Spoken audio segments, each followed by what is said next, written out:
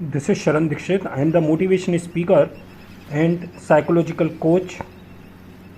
एक बच्चे ने मुझे कमेंट किया मेरी वीडियो में कि सर एक लड़की मुझे धोखा दे गई, अब मेरा जीने का मन नहीं करता।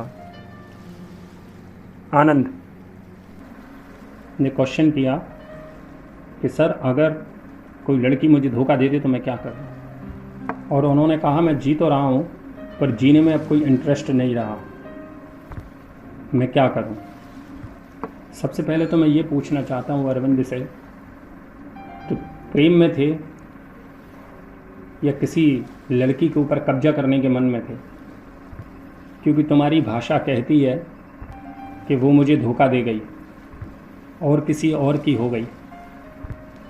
मैं कहना चाहता हूँ प्रेम को इससे क्या फ़र्क पड़ता है।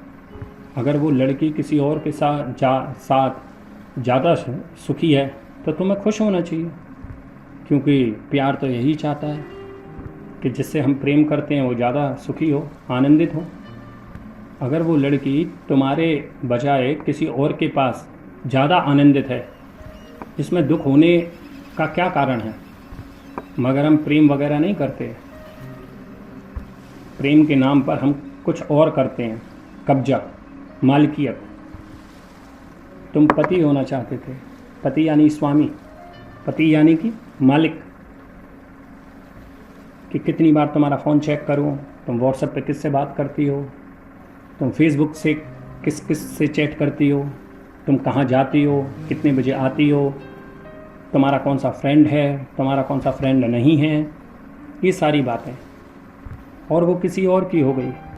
और सबसे बड़ी बात ये है कि तुम्हें उससे प्रेम था, पर इसमें तुमने ये तो बताया ही नहीं कि उसे भी तुमसे प्रेम था या नहीं। अगर तुमसे होता तो तुम्हारे साथ होती। तुम्हें प्रेम था इससे ज़रूरी तो नहीं कि उसे भी प्रेम हो। प्रेम कोई ज़बरदस्ती तो नहीं, तुम्हें था, ये तुम्हारी मर्जी, बट उसकी भी तो आत्मा है, उसकी भी तो स्वतंत्रता है। अब किसी को किसी से प्रेम हो जाए और उसे प्रति उत्तर में कुछ ना देना हो तो कोई ज़बरदस्ती तो नहीं है।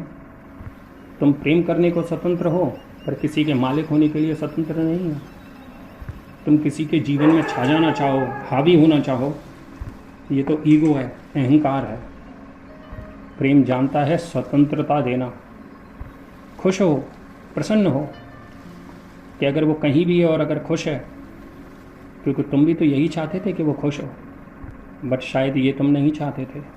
तुम चाहते थे वो तुम्हारी छाया बन के चले, तुम्हारे ईगो को झेले। ये तुम्हारा अहंकार ही है, और जहाँ अहंकार है वहाँ प्रेम नहीं है। और शायद इसी ईगो के कारण वो किसी और की हो गई, समझदार रही होगी, अच्छा किया किसी और की हो गई। तुम्हारी होती तुम सताते। तुम्हारा ईगो बता रहा है कि तुम उसकी छाती पर पत्थर बन के बैठ जाते। अब तुम कह रहे हो कि अब मैं जी तो रहा हूँ पर जीने में कोई मज़ा नहीं रहा, कोई आनंद नहीं रहा। उस लड़की से मिले थे, उससे पहले जीते थे या नहीं, तब आनंद था या नहीं, तो अब क्या बिगड़ गया। जैसे पहले जीते थे बिना लड़की के, भाई लड़की से मिले नहीं थे तब भी तो जीते थे ना। मेरे पास एक व्यक्ति आया, उसने पूछा मुझसे कि मरने के बाद क्या होगा, यानी कि जीने का पहले का पता था। जब जन्म नहीं हुआ था तुम्हारा, उससे पहले तुम कौन थे पता था। वो बोला नहीं। तो मरने के बाद क्या होगा, क्या पता होगा। जैसे जन्म से पहले थे ऐसे मरने के बाद होंगे। भाई लड़की नहीं मिली थी, उससे पहले भी तुम जिंदा थे और बड़े आनंदित थे, और लड़की को देख के सारा आनंद खो गया। ऐसे गुलाम हो तुम, कल तो फिर परमात्मा को धन्यवाद दोगे तुम। अच्छा हुआ कि उस लड़की से छुटकारा हो गया। चंदूलाल अपनी पत्नी के साथ जा रहा था। एक तो मैं कॉमेडियन सुनाता हूँ। चंदूलाल अपनी पत्नी के साथ जा रहा था।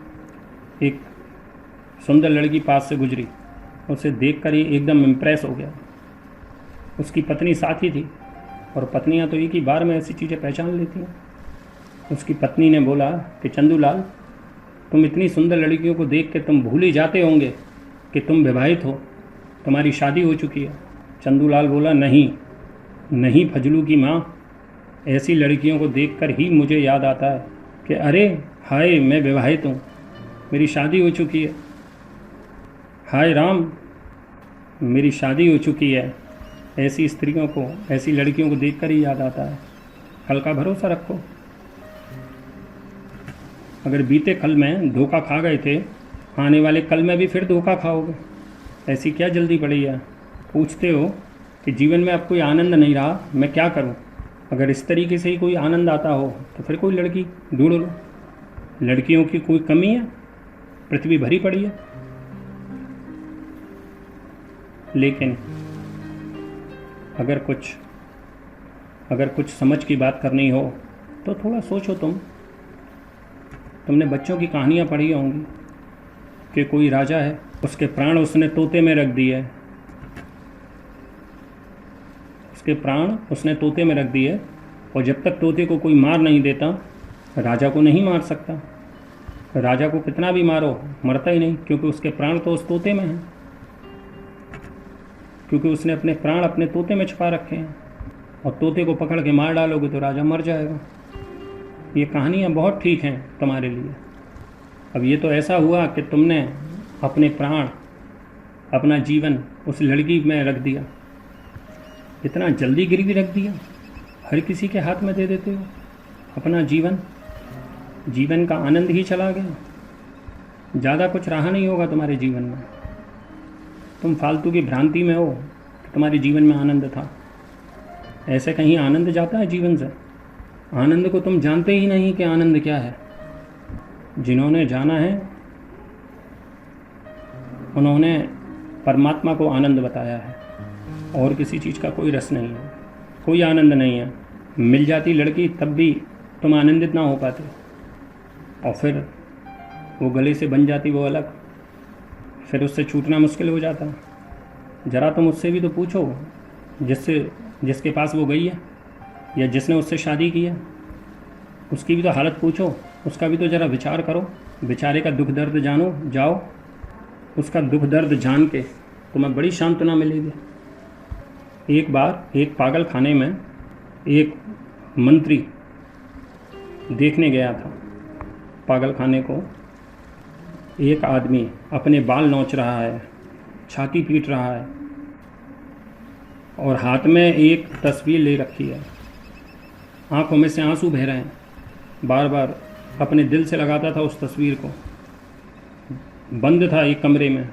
उसने पूछा सुपरिटेंडेंट से कि इस आदमी को क्या हुआ, इस आदमी को क्या हो गया, ये क्या कर रहा है, तस्वीर किसकी है? उसने कहा ये तस्वीर एक लड़की की है जिससे ये प्यार करता था, जिससे ये शादी करना चाहता था और नहीं कर सका, जिसे ये पाना चाहता था और नहीं पा सका। जब से नहीं मिली वो, ये पागल हो गया। रहा होगा आनंद सिंह जी जैसा।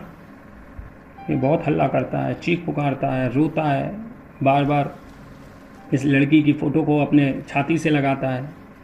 इसके घर वाले परेशान हो गए, इसको पागल खाने में भर्ती करना पड़ा।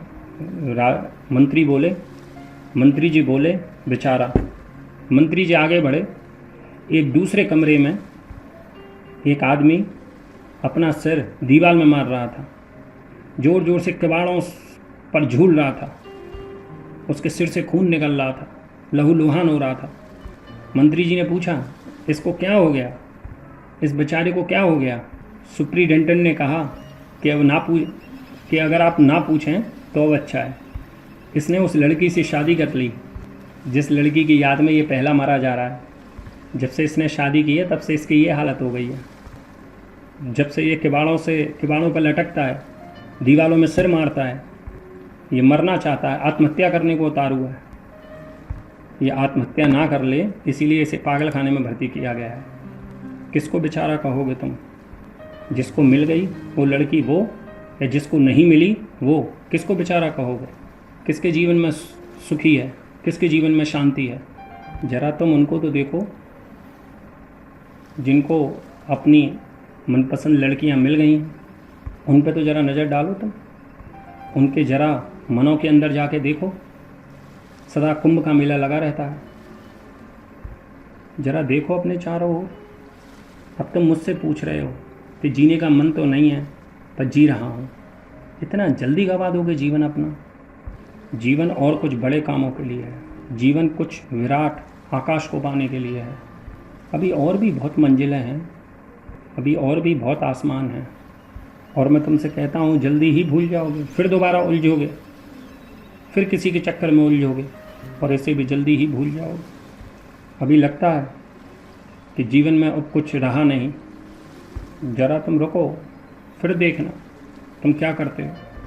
एक छूटती नहीं कि दूसरा फिर पकड़ लेते हैं, फिर से आनंद की धार बहने लगेगी। हालांकि वो आनंद की धार जो तुम्हारी होगी वो बिल्कुल नकली है, बिल्कुल खोखली। रस प्रेम की धारा तो उसके जीवन में बहती है जो परमात्मा के साथ जुड़ जाता है। इन छोटे मोटे प्रेमों में प्रेम नहीं है, सब एक दूसरे के प्रति ईगो, एक दूसरे के प्रति वासनाएं, एक दूसरे के प्रति कामनाएं कि इससे मेरा क्या स्वार्थ है।